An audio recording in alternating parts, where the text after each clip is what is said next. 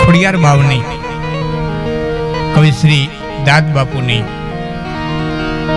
એ 52 દુઆ એને ખોડિયારના લખ્યા છે. જગદંબાના રવરાઈ રાધુ રાખવાણ વખત વહેલી આવજે એ દાદ બાપુની રચના. કવિની વેદના હોય ક્યારેક સાહેબ, અને વેદનામાંથી જે કવિતા પ્રગટે એ દર્દ ભરી હોય. એટલે અમે ઘણી વખત કહી કે દુબળા કવિની કવિતા અને દુખણીબાઈનું બેડું હંમેશા માટે ઉજળા હોય. દુખણીબાઈ હોય ને એ દુઃખમાં બેડું કહે જ રાખે. દુબળા કવિની કવિતા એની વેદના હોય કે જે આંગણા જોવા નોતા ન્યા જાચવા જાવું પડ્યું,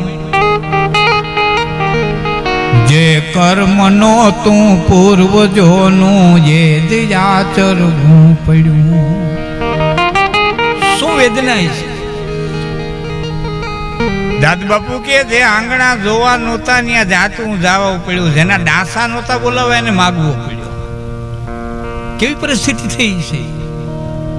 જે આંગણા જોવા નહોતા, જેને ફર્યું નહોતું જોવું, ત્યાં જઈને આસલામો કરવો પડ્યો હોય તો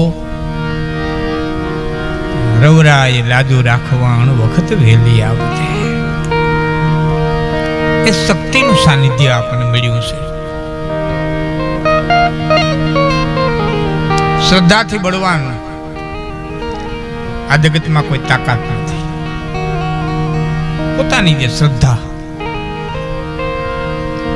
તુલસીદાસજીએ કીધું છે ભવાની શંકરો વંદે શ્રદ્ધા વિશ્વાસ રૂપિણો. મનુષ્યના હૃદયની માલિકો જે વિશ્વાસ પડ્યો છે, પછી કોઈ પણ દેવ પ્રત્યે હોય, દાદા વાસરા પ્રત્યે હોય કે રામાપીર પ્રત્યે હોય, પણ જે એના પ્રત્યે હોય વિશ્વાસ, એ શંકર છે. અને જે શ્રદ્ધા છે એ પાર્વતી છે. શ્રદ્ધાના બળે સંસાર સાગર તરી જવાય, શ્રદ્ધાના બળે દુઃખ તરી જવાય. એ શ્રદ્ધામાં તાકાત છે. અને એના હજારો દાખલાઓ સંતો મંતો ભગતોના આ જગતના પટમાથે પડ્યા છે. હજારો પ્રાર્થનાઓ પડી છે. મહાત્મા ગાંધીના દીકરા મણીલાલ અતિશય બીમાર પડ્યા, અને એ વખતે એના ફેમિલી ડોક્ટર હતા પારસી. હા, એક જ્ઞાતિ એવી અહીંયા આવી, હિન્દુસ્તાનમાં, ઈરાનમાંથી સ્થળાંતર કરી ને આપણા સંજાણ બંદરે ઉતરી આ જ્ઞાતિ. અને એ વખતના રાજાને એને સંદેશો મોકલાવ્યો કે અમે આટલા માણસો આવ્યા છે, દુખિયારા છે, એને અમારે હિન્દુસ્તાનમાં પગ મૂકવો છે. આપણે ગુજરાતમાં આવ્યા, હિન્દુસ્તાનમાં પગ મૂકવો છે. એટલે રાજાએ જવાબમાં દૂધનો ભરેલો પ્યાલો મોકલ્યો કે અહીંયા વસ્તી હાવ આમ છલોછલ છે, એવો સંકેત મોકલ્યો. ત્યારે એના જે પારસીના જે નાયક હતા એ જવાબ સમજી ગયા.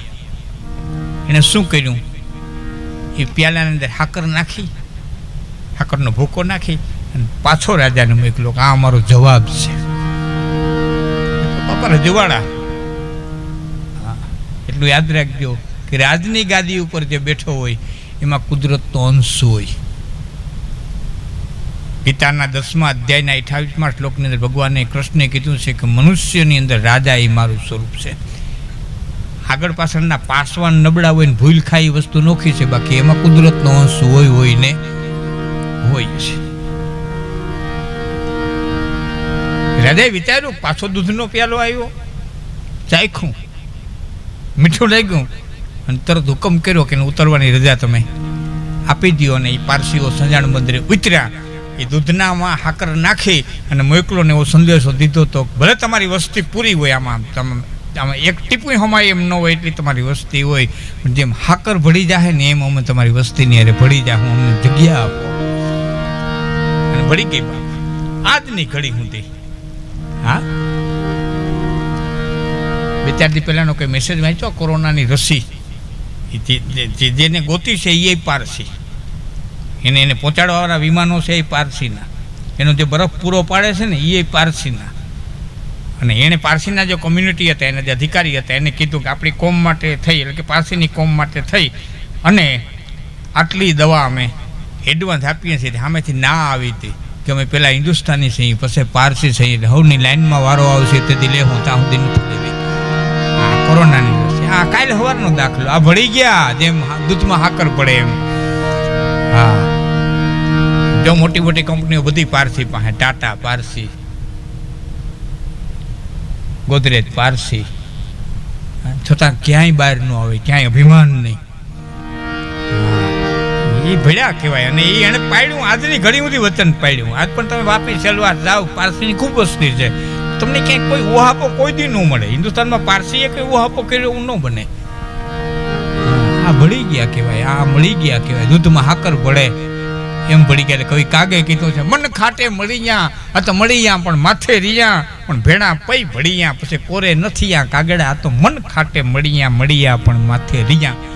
1 લીટર દૂધની માલિકો તમે 1 લીટર પાણી નાખો તો દૂધનો એવો સ્વભાવ છે કે પાણીને દૂધના ભાવે વેચી નાખશે, પછી પાણીને નોખું થવા દે હે નહીં. એનું 1 લીટર પાણી તમે સાહીમાં નાખજો. ઘડીક વાર આપણને લાગે કે ભેરા ભેળવા, પણ અભાગને ભેરા ભેળવા ન હોય. ઘડીક થાય નોખા તારવી મૂક્યા હોય, પછી પાણી મટીને આઈસ થયા હોય, પાણીમાંથી જાય. હા, બહુ સમજી હા, બહુ સમજીને કરાય. સમજદારીની બધી વાતો છે. બુદ્ધની પાસે કોઈ જેને બુદ્ધ બે વસ્તુ વિશે કોઈ બોલ્યા જ નથી, ઈશ્વર અને આત્મા. આના વિશે બુદ્ધ મૌન રહ્યા, બોલ્યા નથી. અમુક વસ્તુ બુદ્ધ જ બોલ્યા. બુદ્ધની પાસે જેને કોઈ એમ કહે ને કે આત્મા છે, ઈશ્વર છે, એટલે ભગવાન બુદ્ધ જેમ કહેતા કે તને પહેલાં તીર લાગે તો પેલું કામ કયું કર, તીર કાઢવાનું કર કે કેણે માર્યું ને ક્યાંથી આવ્યું ને કઈ રીતે આવ્યું ને કે કઈ ફેક્ટરીમાં બન્યું ને એની તપાસ કર. કે પેલું કામ ક્યું કર્યું કે પેલું કામ હું તીર ખેંચવાનું કરું. કે તો બસ માણસનો અવતાર રેડ્યો છે, માણસ થઈ જાય પછી હૈસિયત મળી જાય. જે પેલું કરવાનું છે એ કરી. હા, બુદ્ધ આવી રીતના દ્રષ્ટાંત દેતા. હાથની માલિકો એક 7-8 પાંદડા રાખીને તેના આનંદને એના શિષ્યો તને કીધું કે મારી પાસે પાંદડા છે એના કરતાં જંગલમાં જાજા છે કે થોડા. શિષ્યો કીધું મારા જંગલમાં તો તમારી પાસે હાથમાં 8-10 હશે, જંગલમાં તો દાદા હોય ને. કે બસ હું તમને એમ કહું છું કે દુનિયામાં ગમે એટલું હોય, આપને ઉપયોગ કેટલું છે. જંગલમાં ભલે ને કરોડો હોય પણ મને ઉપયોગ તો ટણા 10 જ છે ને. તો આપણને કેટલો ઉપયોગ છે ને આપણે બીજાને કેટલા ઉપયોગી છે એટલું જોવાનું છે. આખું જંગલ ભેરું કરવા જાય તો થાય. આવા સંદેશા દેતા બુદ્ધ. બુદ્ધે કોઈથી 2 વસ્તુ વિશે મેં વાંચ્યું છે ત્યાં સુધી. એ બધું એ કે એ બધું બહુ વિતંદડા વાત છે, રહેવા દો. અટાણે હૈસિયત મળી જાય, સારું સારું કરી જાઓ, સારું સારું પામી જાઓ, પછી સારું સૌથી છે એ મળી જાય. અને બહુ હકીકત છે. હું તો ઘણી વખત જાડેજા સાહેબ જાહેરમાં કહું છું કે આ દુનિયાને જાજા શાસ્ત્ર દેવાની જરૂર જ નહોતી. આને જાજા એટલા બધા શાસ્ત્રો દેવાની જરૂર જ નહોતી. બધી બુદ્ધિની જે કસરતો કરીને દીધા ને એ બધાને પ્રણામ છે. ઋષિમુનિઓ હતા. જાજા દેવાની જરૂર નથી. આ દુનિયાને એટલું જ દેવાની જરૂર હતી ક્યાંય કર્યા ભોગવવાના છે. કરવું હોય તો તારી છૂટ ને ન કરવું હોય તો તારી છૂટ. માપ બાપ કરનારું કોઈ છે નહીં. આ વયસમાં માફી નાખીને એમાં આપણે પેઠી ક્યાંક 2 દીવા કરશે તો માફ કરી દે, 2 નારિયેળ વધારે માફ કરી દે. આને શું હોય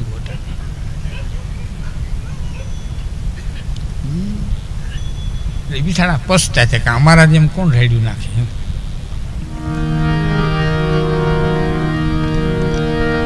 હા, ખરેખર આપણે રૂડા આપણે બહુ મનાવી. કોઈક બીમાર હોય ને આપણે એમ જઈએ ને એટલે આપણે એવું કહીએ ખબર બાપા સત ને કસટ હોય. એટલે ઓલે બિચારો વેમ મારીએ કે હું સત્ય છું મને કસટ આવી. એને વેમમાં નાખીએ અમે.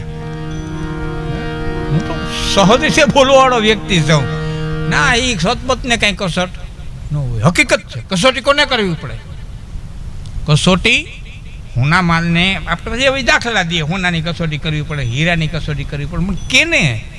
જે હોનીને ખબર ન પડે કે હોનું છે કે બગહરાનું છે, એમાં જે અજમંજસ હોય ખબર ન પડે એ હોની કસોટી કરે કે આ હોનું છે કે નહીં. બાકી જે હોની જોયા ભેરો વર્તી જાય કે આ પિત્તળ છે એને કસોટી કરવાની ક્યાં વાત શું છે. બોલો તો તનકી જાને મનકી જાને જાને જિનકી ચોરી ઉનકે આગે ક્યાં छिपाना जिनके हाथ में जीवन डोरी.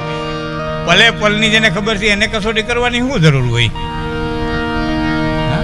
ઓખું કહી દેવાય કઈ કર્યા ભોગવવાના છે એ કોઈ માપ બાપ કરનારું છે નહીં. કરવું હોય તો તારી મરજી, ન કરવું હોય તોય હાવ સીધું સાદું સરળ ગણિત છે. ઘઉં વાવો તો ઘઉં ઉગે, બાજરો વાવો તો બાજરો ઉગે, શેણા વાવો તો શેણા ઉગે. તો ચાર વેદ ખટ શાસ્ત્ર મિલી બાતા દો. એક સંતે બહુ સારું કીધું, મેં કે 4 વેદ વાંચી લીધા, 6 દર્શન વાંચી લીધા. મને 2 વાતું જડ્યું, 4 વેદ ખટ શાસ્ત્ર મિલી બાતા દોય કે સુખ દીએ સુખ ઉપજે, દુઃખ દીએ દુઃખ હોય. તમારે સુખી થવું તો બીજાને સુખી થવા દો, તમારે હીખે રહેવું તમે બીજાને હીખે રહેવા દો. આમ લાંબુ કઈ કરવાનું જ નથી. પછી તો ઘણી વખત આપણે ન કહી ફલાણા ભાઈ હવે આપની સમક્ષ 2 શબ્દ બોલશે.